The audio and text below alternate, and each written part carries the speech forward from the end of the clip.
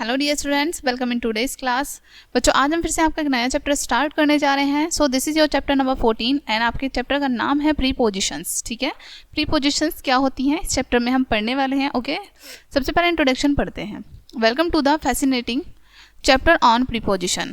In this chapter we will explore how preposition help understand relationship between nouns and pronouns. इस chapter में हम क्या पढ़ने वाले हैं कि जो हमारी प्रीपोजिशन होती है, नाउन और प्रोनाउन के बीच जो रिलेशन होता है वो हमें कैसे पता चलता है। ठीक है, प्रीपोजिशन की हेल्प से हम समझेंगे such as positions in space और टाइम। ठीक है, get ready to learn how these small words play a big role. ठीक है, हम इस चैप्टर में और ये देखने वाले हैं कि हमारे जो छोटे छोटे स्मॉल वर्ड होते हैं प्रीपोजिशन के, वो किस तरीके से हमारे सेंटेंसेस में एक उनका बड़ा रोल होता है। ठीक है, given details and clarity to our sentences, और हमारे सेंटेंस को क्लियर करते हैं। ठीक है, समझने में। सो यहाँ पर आपको एक छोटी सी कन्वर्सेशन दी है। सबसे पहले इसको पढ़ते हैं बच्चों। Mama bear can not find her baby Scooby. अब यहाँ पर जो है ये बर्ड्स हैं। ठीक है, ये मामा बर्ड हैं, ये बेबी है उनकी। ओके, सो ये कह रही है कि मामा की जो बियर है, भालू जो है, वो अपने बेबी को फाइंड नहीं कर पा रही है, ढूंढ नहीं पा रही है, जिसका नाम क्या है, स्कूबी है। ठीक है, अब यहाँ पर बियर कह रही है Tippy went out to play in the morning, she usually come back at 4 PM but she is not come yet. ठीक है, यहाँ पर जो मम्मा है वो कह रही है टिपी जो है रोज़ाना खेलने जाता था सुबह के समय, लेकिन वो 4 बजे तक, आमतौर पर 4 बजे तक आ जाता था, लेकिन वो अभी तक घर नहीं आया। I ran around the entire forest look for her, मैंने उसे जंगल के चारों तरफ ढूंढ लिया है। You will help me find her owl uncle, और यहाँ पर वो कह रही है कि क्या तुम मेरी मदद करोगे आउल अंकल। ठीक है, यहाँ पर आउल हैं, ये कह रहे हैं she is sleeping under the फिर ट्री। यहाँ पर कह रहा है कि आउल जो है कि वह जो है पेड़ के नीचे है, पेड़ के नीचे सो रहा है। ओके, वह वहाँ है और वो पेड़ के नीचे सो रहा है। ओके, सो ये थी आपकी छोटी सी कन्वर्सेशन, जिसमें हमने क्या देखा कि हमारी प्रीपोजिशन जो है वो किस तरीके से हेल्प कर रही है सेंटेंसेस में। ठीक है, A preposition shows the relationship between two words in a sentence. ठीक है, एक preposition क्या करती है, क्या दिखाती है, दो sentences के बीच जो relationship होता है उसको बताती है। ठीक है, for example, read this sentence. ये sentence को आपको read करना है। टिपी is under the tree. टिपी कहाँ है, under the tree है, पेड़ के नीचे है। ओके, तो ये हमारी preposition है। Under show the relationship between Scooby and the tree. Under क्या शो कर रहा है, ट्री और स्कूबी के बीच में जो रिलेशनशिप है। स्कूबी कहाँ है, ट्री के नीचे है, तो ट्री में और स्कूबी में क्या हो गया, रिलेशन हो गया। और अंडर क्या है, शो कर रहा है कि स्कूबी जो है वो ट्री के नीचे है। Preposition of position. ठीक है, प्रीपोजिशन ऑफ पोजिशन पढ़ते हैं बच्चों हम।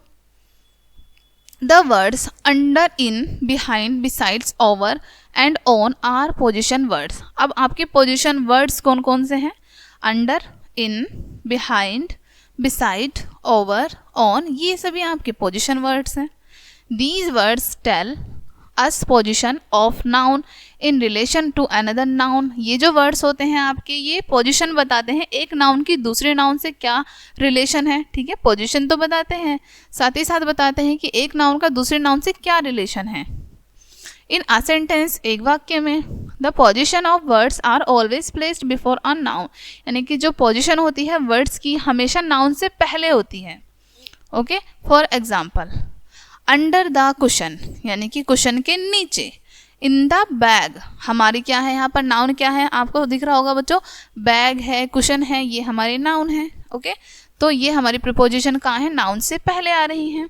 बिहाइंड द बेड, बेड से, बेड के पीछे। ओके, ओवर द सोफा, सोफे के ऊपर।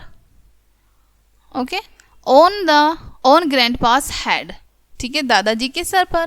That is why we call them preposition, इसलिए हम इनको प्रीपोजिशन कहते हैं। प्री मीन्स बिफोर, प्री का मतलब होता है बिफोर, यानी कि पहले। Okay, so it means position before a noun, इसका मतलब है कि एक नाउन से पहले जो हम पोजिशन लगा रहे हैं उसको हम प्रीपोजिशन कहते हैं।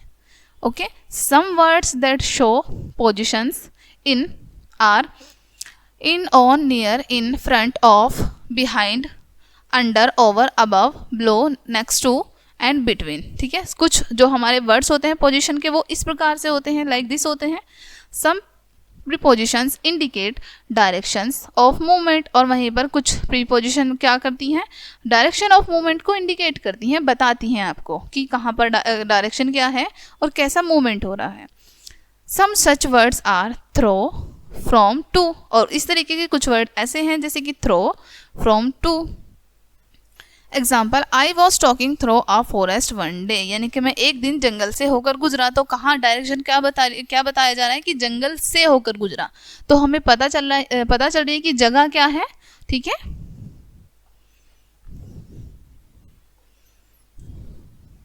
प्रीपोजिशन ऑफ टाइम, अब हम टाइम के बारे में पढ़ते हैं। Preposition of time, preposition not only tell us about position but they also tell us about time। Preposition ना सिर्फ हमें केवल पोजीशन के बारे में बताती है बल्कि हमें टाइम के बारे में भी बताती है। ठीक है, एट, इन, ऑन, ये हमारी ऐसी प्रीपोजिशन है जो हमारे टाइम को बताती है हमें। ओके, जैसे एट का यूज़ हम कहाँ कहाँ करते हैं टाइम के लिए, जैसे 6 o'clock है, हमारी कोई डिजिट है 9.3 है, लंच टाइम है, नून है, दोपहर का टाइम है। ठीक है, ये सभी जो जितने भी आपको टाइम बताए हैं, डेट टाइम, ये सभी के लिए हम एट यूज़ करेंगे प्रीपोजिशन का। सिमिलरली ऑन का यूज़ कहाँ करेंगे हम, संडे, जैसे कि हमारा कोई निश्चित डे है। ठीक है, मंडे, 15 अगस्त, 2 जुलाई, न्यू ईयर। ठीक है, ये आपके क्या है, निश्चित हैं। ओके, इनमें कोई भी चेंजेस नहीं हो सकता। At plus a, time for a day, clock time, mean time, etc। ठीक है, एट के साथ क्या क्या हो रहा है, हमारे एट का यूज़ हम कहाँ कर रहे हैं, एक टाइम के लिए, यानी कि दिन में जो भी टाइम हो रहा है उसके लिए, क्लॉक टाइम के लिए यूज़ कर रहे हैं और मील टाइम के लिए यूज़ कर रहे हैं। ठीक है, ऑन का यूज़ कर रहे हैं हम ए डे और अ डेट, एक दिन के लिए या फिर एक तारीख के लिए। राइट, आपको याद रहेगा बच्चों कि ऑन का यूज़ हम कहाँ करते हैं, एक दिन के लिए या फिर एक डेट के लिए, फिक्स डेट के लिए। ठीक है, और हम एट का यूज़ कहाँ करते हैं, एक दिन में जो भी टाइम होता है उसके लिए, क्लॉक टाइम के लिए एट का यूज़ करते हैं और मील टाइम के लिए।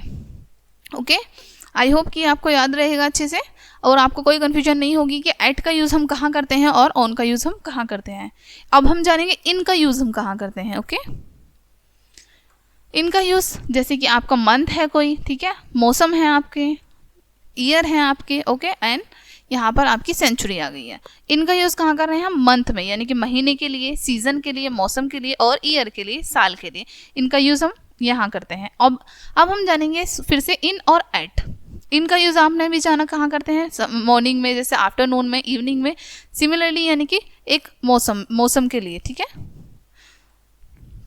एट का यूज़ कहाँ करते हैं, नाइट में।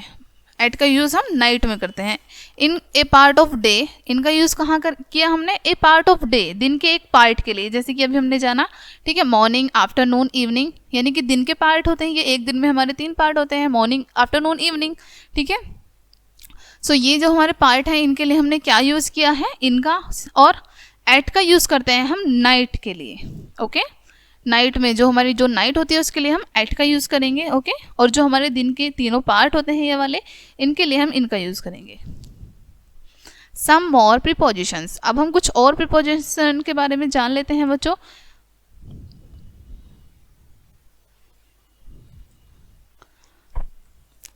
Now look at the pictures and study these sentences. The word in the color are preposition. आपको ये पिक्चर्स देखनी है, सॉरी, ठीक है, जो भी आपको यहाँ पर ये वर्ड्स दिए हैं कलर वाले, जिनमें कलर है, ये क्या हैं, आपके प्रीपोजिशंस हैं। Okay, first, the dog is at the gate, dog कहाँ पर है, गेट पर है, आपके दरवाजे पर है। नेक्स्ट है, my grandfather lives in Mysore, मेरे जो दादाजी हैं वो कहाँ रहते हैं, मैसूर में रहते हैं। नेक्स्ट है, doctor Dubey has gone to America, यानी कि जो डॉक्टर दुबे हैं वो कहाँ जा रहे हैं, अमेरिका जा रहे हैं। नेक्स्ट है, आई गोट एट 5:30 दिस मॉर्निंग, यानी कि मैं इस सुबह जो है 5 बजे उठा। इस तरीके से ये आपके सारे सेंटेंसेस हैं, आपके प्रीपोजिशन को बता रहे हैं। He came to my house on Monday. Next है, the cow in the field. Next है, look at the photo on the wall. Next है, we the film on the television, यानी कि हमने टेलीविजन पर पिक्चर देखी। She is sitting under a tree in the garden, यानी कि वो एक पेड़ के नीचे बैठी हुई है एक गार्डन में, एक बगीचे में। नेक्स्ट है divide the bread between Jin and Bin, यानी कि जिन और बिन के बीच में ब्रेड को डिवाइड कर दो। नेक्स्ट है stay with my aunt for 5 years, ठीक है। नेक्स्ट है we will be on holiday from tomorrow. Next है I jumped over the wall into the garden, ठीक है। सिमिलरली ये सारे सेंटेंसेस जो हैं आपको बता रहे हैं बच्चों कि आपकी प्रीपोजिशन का यूज हम कैसे करेंगे, कहाँ पर करेंगे। ये सभी आपकी प्रीपोजिशंस हैं, ठीक है, जो आपकी हाईलाइटेड वर्ड्स हैं। Okay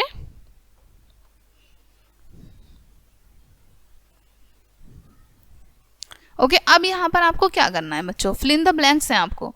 fill in the blanks with suitable preposition from the box. आपको यहाँ पर इस बॉक्स में आपको प्रीपोजिशंस दी हुई हैं, आपको अपने अकॉर्डिंग जो सूटेबल लगती है, जो बिल्कुल करेक्ट लगे सेंटेंस के अकॉर्डिंग, वो फिल करनी है। फर्स्ट करेंगे कैन यू मीट मी। अभी हमने जाना टाइम के लिए हम क्या यूज़ करते हैं, एट, राइट। तो हम क्या लिखेंगे यहाँ पर, will you meet me at 4:30।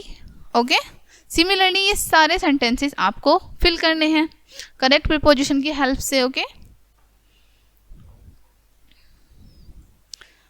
Next आपको क्या करना है बच्चों, fill in the blanks with the suitable prepositions from bracket. अब यहाँ पर आपको ब्रैकेट में दी हुई है प्रीपोजिशन, इन दोनों प्रीपोजिशंस में से एक प्रीपोजिशन आपकी करेक्ट है, जो कि आपको फाइंड आउट करनी है कि कौन सी आपकी प्रीपोजिशन करेक्ट है।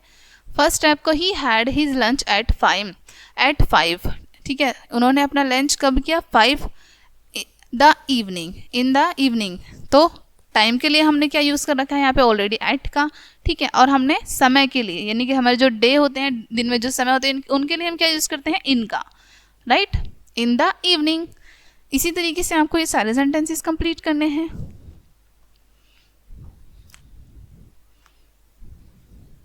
यहीं पे आपके चैप्टर का एंड होता है बच्चों। आई होप ये चैप्टर आपको काफ़ी अच्छे से समझ आया होगा। मिलते हैं नेक्स्ट वीडियो में, एंड वीडियो देखने के लिए आप सभी का बहुत शुक्रिया।